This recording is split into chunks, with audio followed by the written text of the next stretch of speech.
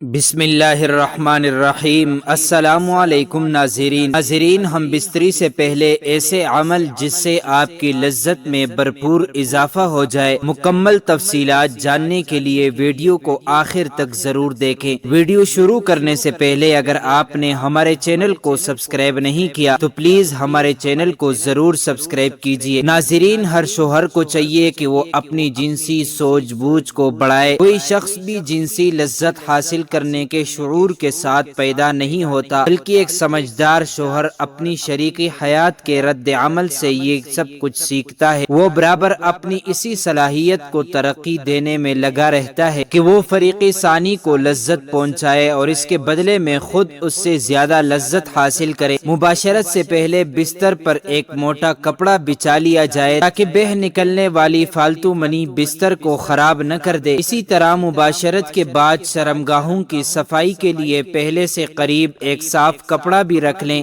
باقاعدہ مباشرت سے پہلے میاں بیوی کا چند منٹ کے لیے ایک دوسرے کے جسم سے کھیلنا دونوں میں محبت پیدا کرتا ہے۔ پہلے دونوں کپڑوں سمیت اپنے جسم کو ایک دوسرے کے ساتھ مسل لیں اور کچھ دیر بعد ایک دوسرے کے جنسی اعضاء کو ہاتھ سے ٹٹولیں اور مسل کر اسے لذت دیں اور خود بھی لطف اندوز ہوں اور اپنی بیوی کو بھی لطف اندوز کریں۔ لباس اتارنے سے پہلے چند منٹ کا یہ کھیل نہ صرف حصولی لذت کا ایک اچھا ذریعہ ہے بلکہ اس سے بیوی کو مباشرت کے لیے مکمل طور پر تیار ہونے میں بھرپور مدد ملتی ہے۔ تاہم اگر مرد سرعت انزال کا شکار ہو تو اس سے اس دوران خاص احتیاط کی ضرورت ہوتی ہے۔ میاں بیوی کا جنسی تعلق کوئی گناہ نہیں بلکہ صدقہ ہے۔ بیوی سے محبت کیسے کرے؟ شریعت مطہرہ نے بیوی کے پورے بدن سے نفع اٹھانے کی اجازت دی ہے، البتہ پچھلے مقام میں صحبت کرنا بیوی سے حرام ہے کہ وہ جمع کرنے کا محل اور مقام ہی نہیں، اس لیے صحبت اگلے حصے میں ہی جائز ہے اور اس کے لیے جو بھی طریقہ اختیار کی جائے شریعت میں اس کی ممانعت نہیں۔ البتہ اشارتاً دو طریقے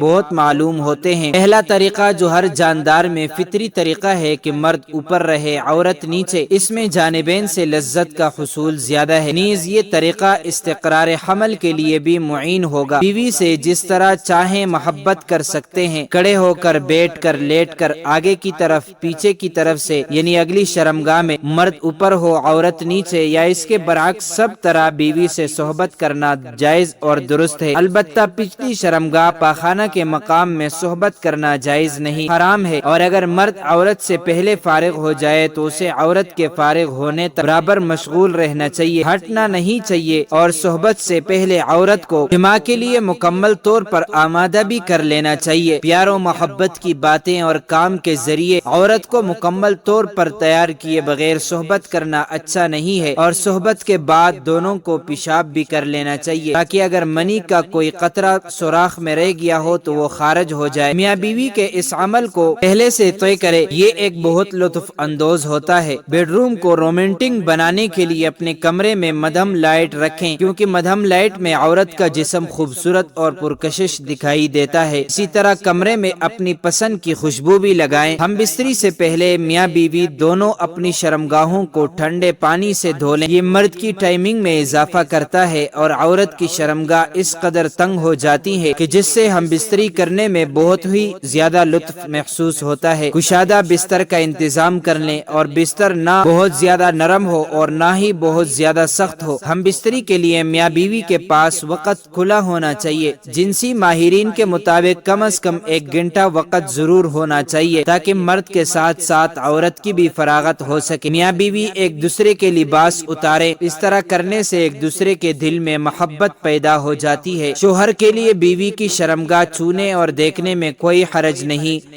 لیکن اسے چومنا بے حیائی ہے۔ اسی طرح بیوی کے لیے مرد کی شرمگاہ کو چھونے اور دیکھنے میں کوئی حرج نہیں ہے، اگر اسے چومنا بے حیائی ہے اور اسلام کی پاکیزہ تعلیمات کے خلاف ہے۔ میاں بیوی میں خدا کی طرف سے ہی محبت پیدا ہو جاتی ہے۔ میاں بیوی کا رشتہ ایک ایسا احساس ہے جس میں محبت ہی محبت نظر آتی ہے۔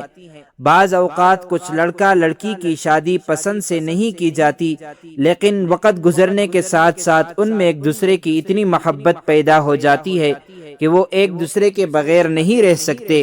شوہر جب بیوی سے ہم بستری کا ارادہ کرے تو ہم بستری کی دعا پڑھے، جس کا ترجمہ میں اللہ کا نام لے کر یہ کام کرتا ہوں، اے اللہ تو ہمیں شیطان سے بچا اور جو اولاد تو ہم کو دے اس سے بھی شیطان کو دور رکھ۔ اس دعا کے پڑھ لینے کے بعد اس وقت کی ہم بستری سے جو اولاد پیدا ہوگی شیطان اسے کبھی ضرر نہیں پہنچا سکے گا۔ اس کو ضرور پڑھنا چاہیے، کیونکہ ہم بستری کے وقت اللہ کا نام نہ لینے والے سے شیطان کا نطفہ بھی مرد کے نطفے کے ساتھ اندر چلا جاتا ہے۔ صبح کے وقت قربت کے فوائد۔ جو مرد صبح کے وقت اپنی بیوی کے ساتھ مباشرت کرتے ہیں وہ لوگ کبھی بھی مردانہ کمزوری کا شکار نہیں ہوتے اور ان کی مردانہ طاقت دن بدن بڑھتی رہتی ہے، کیونکہ اس وقت ان کے جسم میں بے پناہ جنسی طاقت موجود ہوتی ہے۔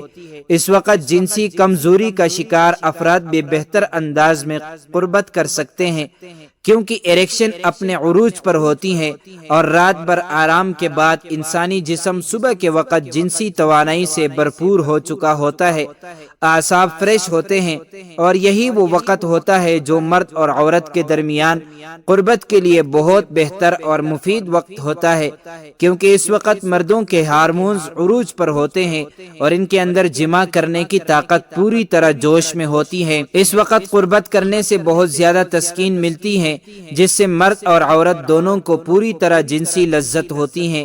اس وقت جسم کا اینگ اینگ زندگی کا مزہ لے رہا ہوتا ہے، جبکہ صبح کے وقت جمع کرنے سے آپ لوگوں کی ٹائمنگ میں بھی زیادہ اضافہ ہو جائے گا۔ اس وقت ذہن پر کوئی بوجھ یا پریشانی نہیں ہوتی، اس لیے اس کا پورا دھیان جنسی قربت پر ہوتا ہے۔ اس وقت مباشرت کرنے سے عورت کے اندر حمل ٹھہرنے کا امکان بھی زیادہ ہوتا ہے۔ اسی طرح رات کو 10 بجے تک سو جانا چاہیے۔ آپ لوگوں کے جنسی حصوں کو بھی پورا سکون حاصل ہوتا ہے۔ پرسکون رہنے اور جنسی کارکردگی بہتر بنانے کے لیے بہتر نیند بہت ضروری ہوتی ہے، لہٰذا ساری رات لیپ ٹاپ موبائل کے سامنے بیٹھنے سے گریز کرے، ورنہ ذہنی دباؤ تھکاوٹ سے دوچار انسان کی کارکردگی کیا ہوگی اور آپ کو کوئی بھی کام کرنے سے لطف حاصل نہیں ہوگا۔ اللہ تعالی ہم سب کو اپنی بیوی کے ساتھ محبت کرنے کی توفیق عطا فرمائے، اور اللہ تعالی ہم سب کو اپنی بیوی کے حقوق ادا کرنے کی بھی توفیق عطا فرمائے۔ دعا ہے کہ اللہ تعالی میرا سنانا اور آپ کا سننا اپنی بارگاہ الہی میں قبول اور منظور فرمائے، آمین۔ ناظرین مکرم، اللہ تعالی ہمیں پیغمبر اسلام صلی اللہ علیہ وسلم سے، ان کی آل اور ان کی اصحاب سے سچی اور پکی محبت نصیب فرمائے، آمین۔ دوستو، چلتے چلتے ہمیشہ کی طرح وہی ایک آخری بات عرض کرتا چلوں کہ اگر کبھی بھی اس چینل پر آپ کو کوئی ویڈیو، قول، واقعہ، کہانی یا تحریر وغیرہ اچھی لگا کرے تو دیکھنے اور سننے کے بعد مزید تھوڑی سی زحمت فرما کر اپنے دوستوں سے بھی شیئر کر لیا کیجئے۔ یقین کیجئے کہ اس میں آپ کا بمشکل ایک لمحہ صرف ہوگا، لیکن ہو سکتا ہے اس ایک لمحے کی اٹھائی ہوئی تکلیف سے آپ کی شیئر کردہ تحریر، ویڈیو یا قول ہزاروں لوگوں کے لیے سبق آموز ثابت ہو۔ جزاک اللہ خیرن کثیرا۔ تو معزز ناظرین، امید کرتا ہوں آپ کو یہ ویڈیو اچھی لگی ہوگی۔ مزید معلومات کے لیے ہمارے چینل کو سبسکرائب کیجئے۔ اگر زندگی کے لمحات مزید باقی رہے تو آپ کے لیے ایک اور بہترین ویڈیو لے کر حاضر ہوں گا۔ تب تک کے لیے اللہ حافظ۔